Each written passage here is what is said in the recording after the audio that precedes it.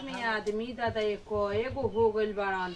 घरे में चोरी होखे लागल। घरे में चोर आ गइल सन पैदल ले सबका गोबहरी के चोर आ हमरा घरे में के होता। आउ हम ठा के रख देतानी मची ताला मार के अपना घर में। हम ना कह देब कि नहीं खे बुढ़ऊ आई चाहे केहू आई करे। अरे खाना उना मिली कि एजे बैठा रहबू? घरवा में मैं घूम लेनी तो खानो नहीं के मिलल। हमरा मंगनी है तो कोई देबो न कैलस।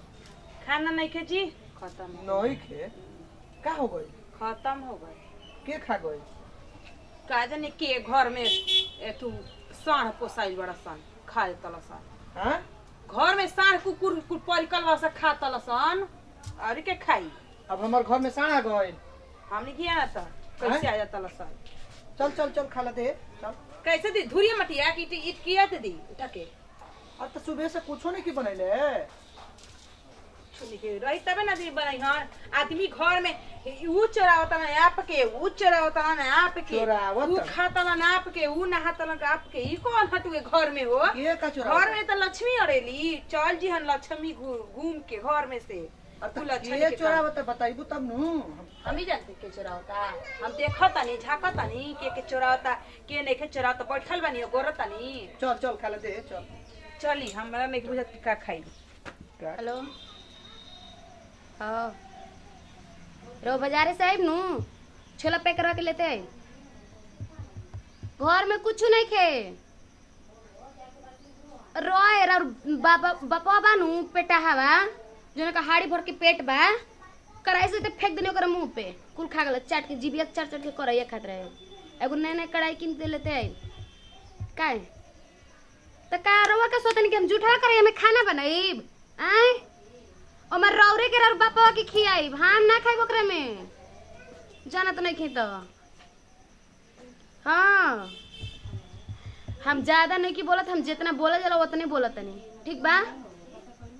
रौरा ज्यादा ना बोली आवा तना बाप के पट्टी सन लड़े छुच्छा खइबा जाना तब तो इनके समझ में आई।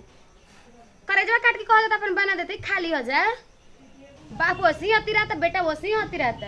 हमार लगे दुगो बार से स्कूल गइल बड़ सर आव ना आव तड़ ना लेके एबो छोला न तोरो के दाले भात देब खाए के। सब खैलो बाहर रे मर्द मुआ दी सब का हमरा करनी बताओ ना। घर में जाता नहीं खाए तो दाल मिलता तो भात ना भात मिलता तो सब्जी ना।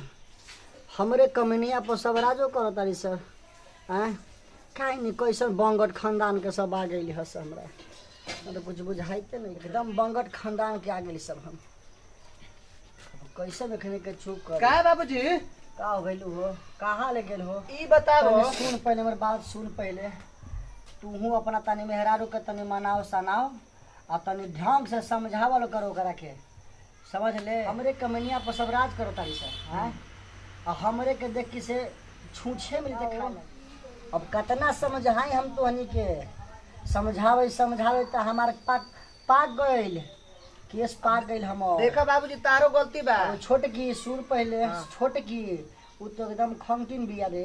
अब का कहीं ओकरा के जाने तारे कपड़ा पया करके करहिया रख ली ह कपड़ा पर कि लखा हम वैसे खाई बताओ पहले ऐसे खाई हम। देखा बाबूजी हम सब के एगो बात कहता एकदम बदमाश बारी एकदम बदमाश। पहले हमर बात सुनो।